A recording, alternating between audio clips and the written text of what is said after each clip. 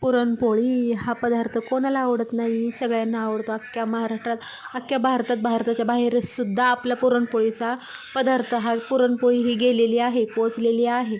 त्याच्यामुळं पुरणपोळी मुलांना माझ्या पण खाऊ वाटली. आज म्हटले मम्मी आमरस पुरणपोळी कर. मग त्याच्यामुळे म्हटलं चला आज आमरस पुरणपोळी करते. डाळ शिजायला घातली.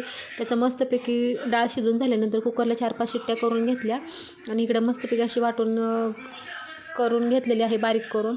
आणि इकडे मी आमटीची तयारी केलेली आहे. बघा कसला काळा मसाला मस्तपैकी तेलामध्ये फ्राय झालेला आहे आणि मस्तपैकी त्याला फ्राय करून घेतला. त्याच्यानंतर आमटीला मी फोडणी दिलेली आहे. हे बघा आपल्या आमटीचं जे आपण पाणी काढतो, म्हणजे डाळीचं पाणी असं राहिलेलं ते पाणी काढून घेतलेलं आहे आमटीसाठी खास.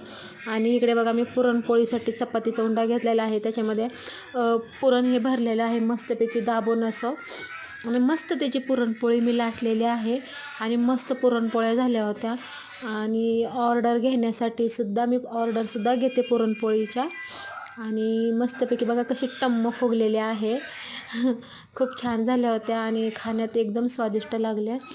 मस्त पुरणपोळी झालेली आहे. तुम्ही ट्राय करा आणि तुम्ही करत असाल तर कशा पद्धतीने करता हे मला नक्की कमेंटमध्ये सांगा. इकडे आपली भजी रेडी आहेत. चला टाटा बाय बाय.